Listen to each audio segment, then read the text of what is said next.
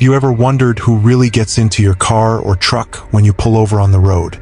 What if the passenger you swore was sitting beside you simply vanished, without opening the door, without making a sound, as if they had never existed? Some drivers say he's always waiting, hiding in the darkest nights. The question isn't if you'll meet him, but when he'll appear for you. Story 1. The girl by the side of the road. Do you believe in ghosts? To be honest, I never took those stories seriously, until that night. Now, every time I drive alone, I still feel that chill running down my spine. But before we continue with the story, don't forget to subscribe to the Disturbing Stories channel, leave a like, and activate the notification bell. That way, you won't miss any creepy stories that might make you think twice before driving at night. It was just a typical Thursday, a little after midnight, and I was heading home after delivering a shipment to another city. The road was long and empty, just the way I like it. The radio was playing softly, just enough to keep me grounded. Most truck drivers know what I mean. Driving through the night feels like being in a different world. A strange silence hanging in the air, as if something is waiting to happen. That's when I saw her. She was standing by the side of the road, right under the dim glow of a streetlight. The girl looked like she couldn't be older than 20. She wore a simple white dress and carried a worn-out backpack on her shoulders. I could have sworn she was shivering from the cold. Without thinking too much, I pulled over and asked if she needed a ride. She didn't say anything, just gave me a small nod, as if she knew I was going to stop for her no matter what. She climbed into the cab and sat next to me without making a sound. "Where are you headed?" I asked. Her voice was barely a whisper. "To town. I just need to get home." She didn't offer any more details, and I didn't ask. There was something unsettling about her. She was too quiet, but somehow familiar. Felt like I had seen her before, but I couldn't quite place where. We drove in silence for a few minutes when I started noticing a strange smell in the cab.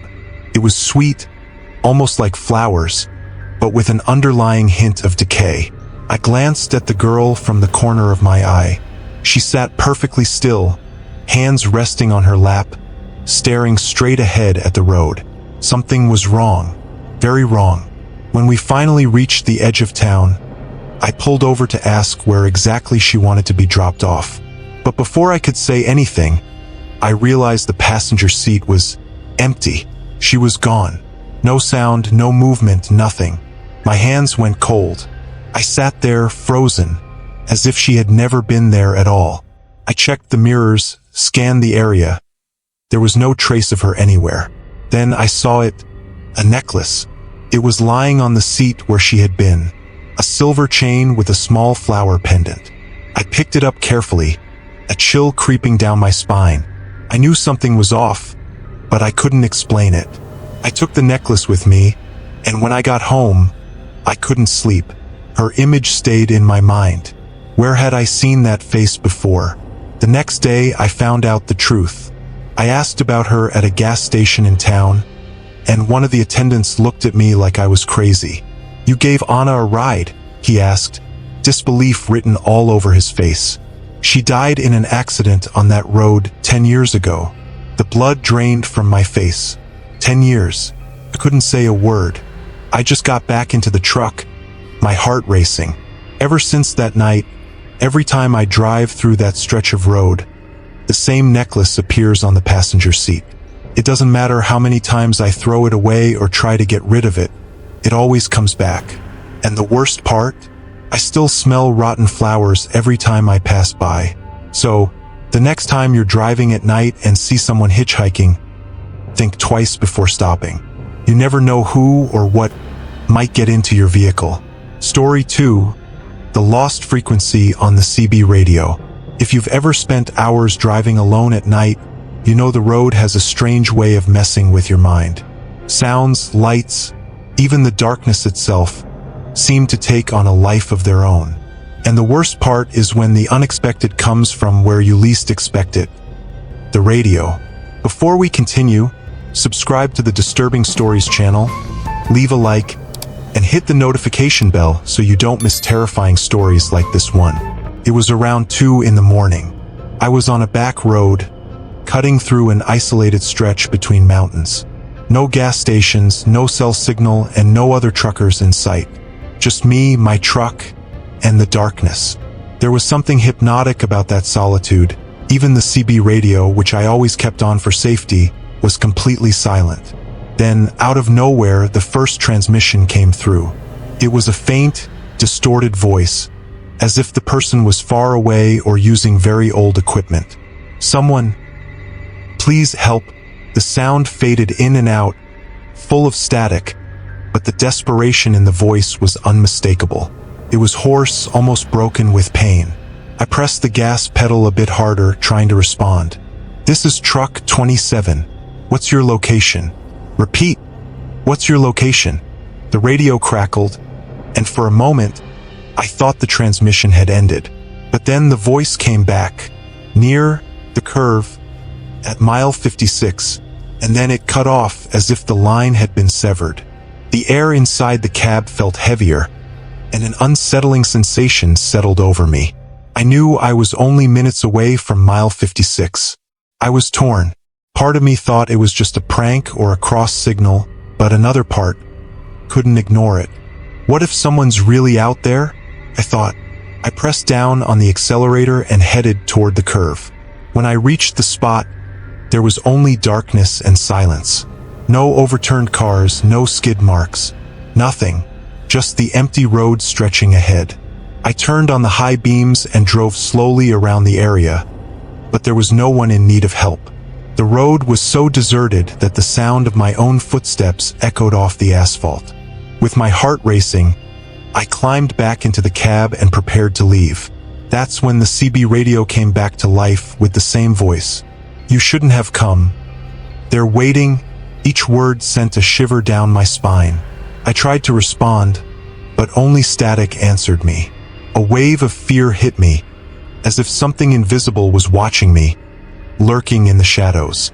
I started the engine and drove off as fast as I could, trying to leave that feeling behind. For hours afterward, I kept replaying what happened in my mind, searching for a logical explanation. Maybe it was just a prank, right? But things got worse when I shared the story with other truckers a few days later at a gas station. One of them, an older guy who looked like he'd seen it all, turned pale when he heard my story. "You heard his voice too?" he asked, almost in a whisper. "What are you talking about?" I replied, feeling uneasy. He took a deep breath and explained.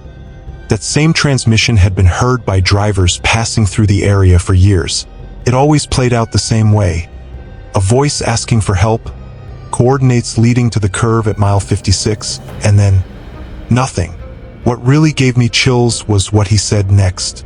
"The voice you heard belonged to a friend of mine. He died at that mile marker. His truck went off the road and fell into the ravine. They never found his body." I didn't know what to say. That cold chill returned, stronger than ever, and my mind raced. Had I really heard the voice of the dead? And more importantly, why was he asking for help now after all these years? Since that night, every time I turn on the CB radio and hear static, I find myself waiting for the voice to come back. I've never figured out if it was really a call for help or some kind of dark warning. All I know is that something changed in me that night. Now, every time I pass through that road, I can't shake the feeling that I'm not alone. Story 3, The Phantom Ferry. I've been a truck driver for years, and I've learned how to handle all sorts of situations. Dangerous roads, extreme weather, and even the occasional bizarre experience you'd rather forget. But nothing, and I mean nothing, compares to that night.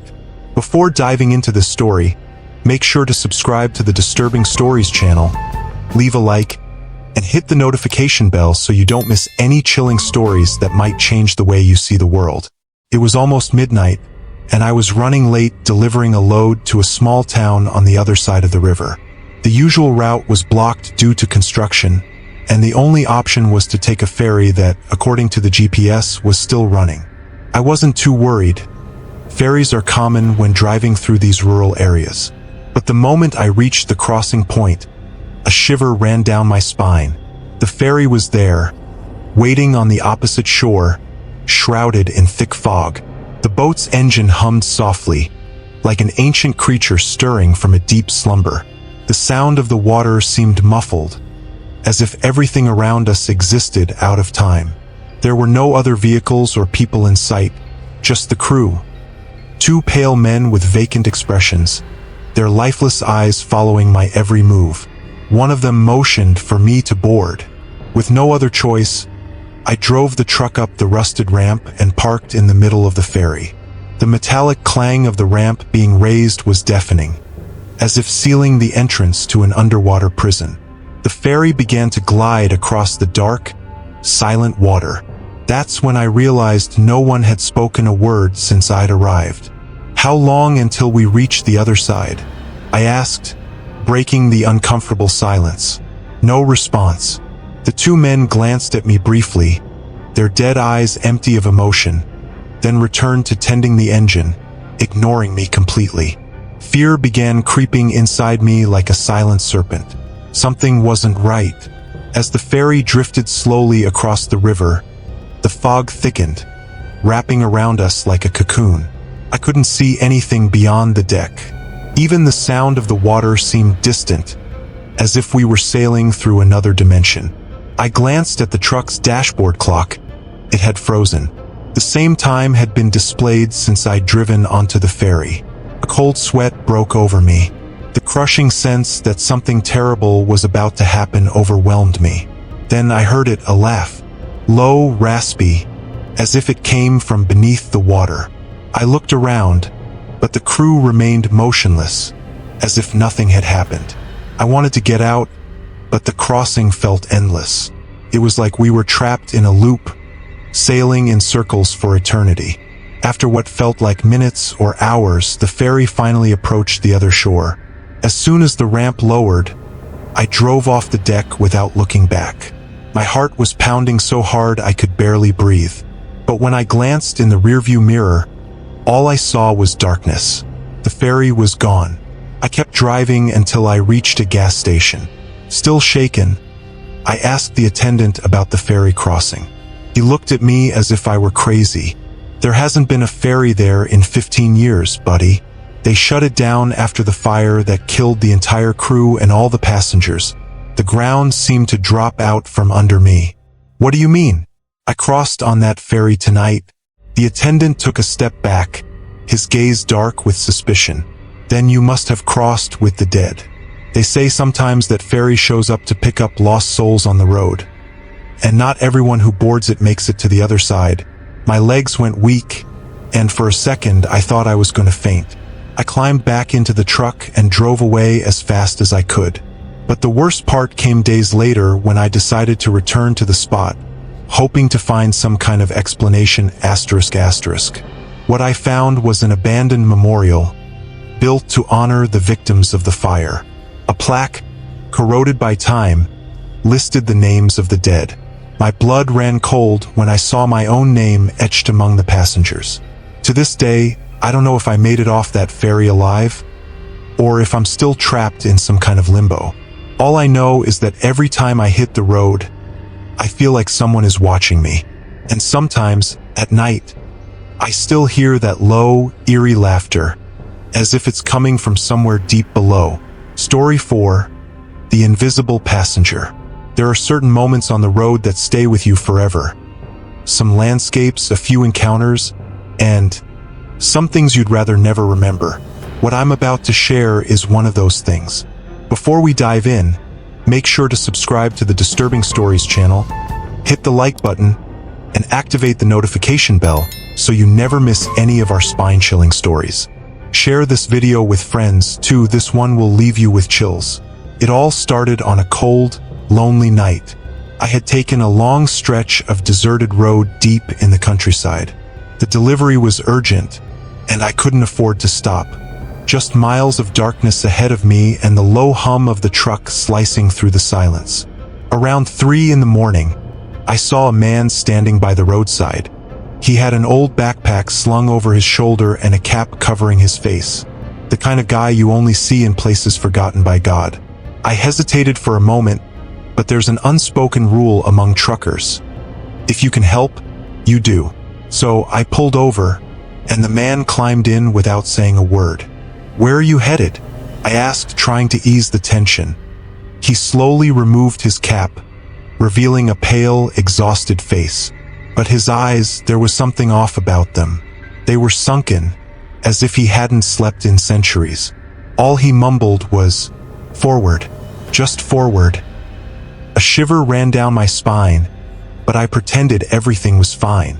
Drivers have their superstitions, and I just wanted the night to pass quickly. He settled into the passenger seat, and we drove in silence for what felt like an eternity. With every mile, the air inside the cabin grew heavier, as if something unseen pressed down on us. Then I noticed something unsettling. He had no smell. It may sound trivial, but everyone has some kind of scent. Sweat, cologne, or even dust from the road. But this man, nothing. It was like he wasn't really there. My heart raced, but I kept my eyes on the road, trying to act normal. The silence became unbearable. I had to say something. "What's your name, buddy?"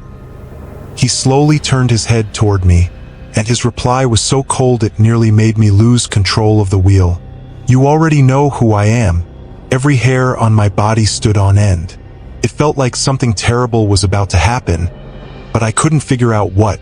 I glanced over at the passenger seat, and he was gone. My stomach twisted. The door had never opened, and I hadn't heard a sound. It was as if he had simply vanished. I slammed my foot on the gas, desperate to escape. My mind raced, trying to rationalize what had happened. Maybe I was just exhausted, imagining things. But then I heard it.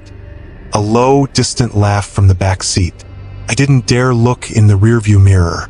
Every fiber of my being screamed at me to keep driving and not look back. But then his voice came again. This time closer. "You can't run. We're together now." Terror gripped me. I felt trapped in a nightmare with no way out. I floored the accelerator and didn't stop until I reached the nearest gas station. I jumped out of the truck the moment I parked, my body trembling uncontrollably as I checked the cabin. There was nothing. No one. Both the passenger seat and the back seat were empty. I told the gas station attendant the whole story, still trying to convince myself it was all in my head. But his expression darkened the moment I mentioned the passenger. "This isn't the first time I've heard that," he said grimly. "Drivers have been picking up that guy for years, always at night, and they never figure out how he gets in, or how he leaves. Since that night, the road has never felt the same. Every time I drive a night shift, it feels like someone is lurking in the shadows of the cabin. Sometimes, I hear the faint sound of breathing behind me. Other times, I catch the reflection of a face in the mirror, a face that isn't mine. And now, every time I stop to rest, I feel like he's waiting, patient, silent, ready to slip back into my truck the moment I let my guard down. If this story gave you chills, make sure to subscribe to the Disturbing Stories channel, leave a like, and share it with your friends. Don't forget to hit the notification bell so you won't miss our next videos. After all, the real question is, are you really traveling alone? Or is someone hidden in the dark, waiting for the perfect moment to show themselves?